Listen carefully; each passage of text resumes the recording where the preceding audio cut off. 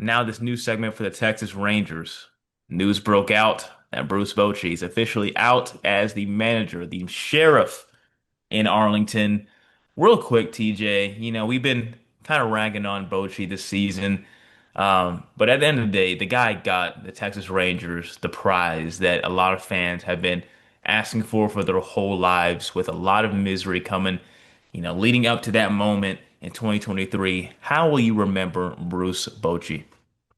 A legend in Texas Rangers history.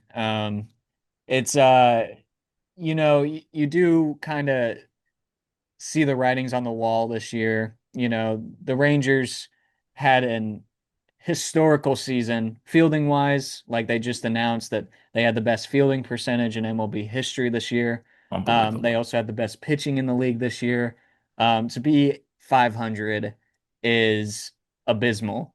And I think you could track some of those decisions the decision making by Bruce Bochy at sometimes with the lineups, with the pitching, bringing certain players in that were struggling and one-run leads. That these decisions ultimately affected the Rangers in a negative way this year, but that doesn't take away from his 2023 season and just the legendary run that team went on.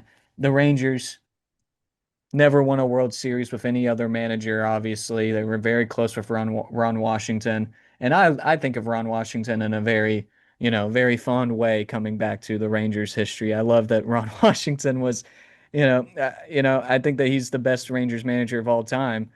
Bruce Bochy, second. All right. I'll still say Ron Washington's still the better manager in their history, but Bochy delivered a championship, and that's something that you can't that Ron Washington never did. So Yeah, I mean, the Road Warriors, the team that won the World Series in 2023, didn't lose a game on the road, 11-0 against the Rays, Orioles, Astros, and Diamondbacks.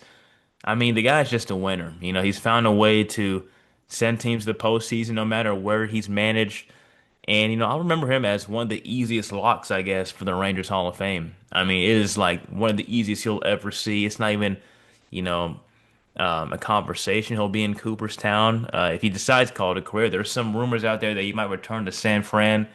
I highly doubt that. I really don't think that's going to happen. The guy is, a grandfather. CY called him on the phone in the middle of like him being with his grandchildren and said, here's our plan. We have the pieces. Can you come manage us? I think this is it for him for sure. And if it has been, what a career. Four World Series titles, three with San Fran, one with the Texas Rangers, who struggled to actually get it done for multiple decades, failed in 2010, failed in 2011.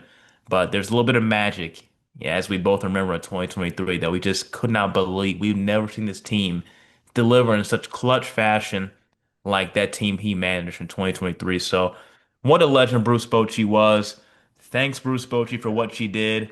I wish it could have been, a much different outcome in this final year for you, but I thank him so much for what he brought to this team, and his first year out of retirement, coming to incredible. to manage the Texas Rangers to a Legend. championship. That's And legendary undefeated in stuff. game seven.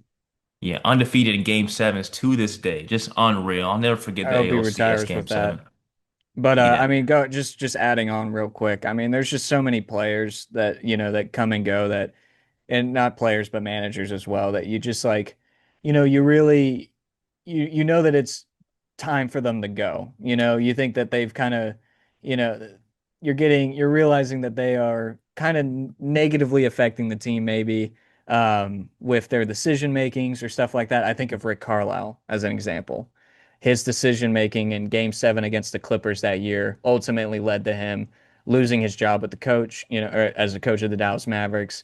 And after that, once he left, it was kind of like, I still appreciate the guy, and I still really, really thank him for what he did and know that he's a legend and we'll miss him. I also think of this is a weird example, but as a player, I think of Wesley Matthews, somebody who was definitely had ran its course in Dallas. He was terrible his last few years, and once we got rid of him, I was like, it's good to see him.